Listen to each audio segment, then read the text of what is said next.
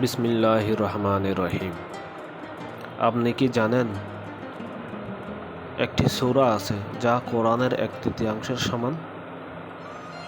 যে সূরাটি পাঠ করলে জান্নাতে যাওয়ার আশ্বাস রয়েছে। যে সূরার প্রতি ভালোবাসা আল্লাহর ভালোবাসা অর্জনের উপায়। হ্যাঁ, এটি হলো সূরা ইখলাস। সূরা ইখলাস হলো কোরআনের 112তম সূরা, যাহার আয়াত সংখ্যা মাত্র 4টি।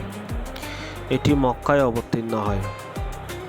এটি খুবই সংক্ষিপ্ত, কিন্তু এর অর্থ ও প্রভাব অসীম।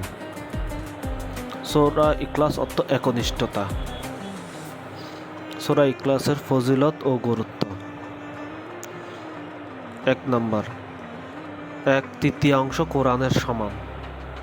রাসূলুল্লাহ সাল্লাল্লাহু আলাইহি ওয়াসাল্লাম বলেন, সূরা ইখলাস কোরআনের 1/3 সমান। সহিহ বুখারী।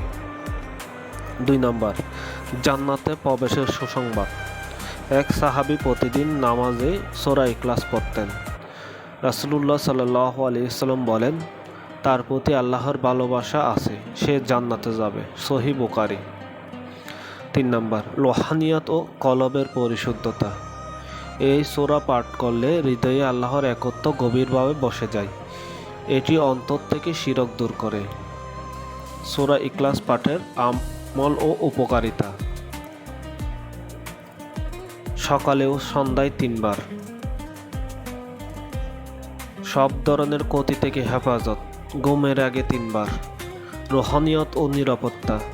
জানাজার নামাজ। কোরআনে 1/3 সৎকার ফজিলত। মৃত্যুর জন্য সওয়াব। সূরা ইখলাস আমাদের যা শেখায়: আল্লাহ একমাত্র ইলাহ। তিনি কারো উপর নির্ভরশীল নন। তিনি সৃষ্টির মতো নন।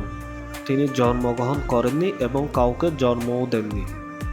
এটি হলো তাওহীদের সারকথা, মুসলিম ঈমানের ভিত্তি। সূরা ইখলাস খুবই ছোট একটি সূরা হলেও এর অর্থ বিশাল। আল্লাহর একত্ব ও অতুলনীয়তা বুঝতে হলে এই সূরার গভীরে যেতে হবে। আসুন আমরা প্রতিদিন সূরা ইখলাস পাঠ করি, বুঝে পড়ি এবং জীবনে বাস্তবায়ন করি। আল্লাহ যেন আমাদের অন্তরকে তাওহীদের আলো উদ্ভাসিত করে।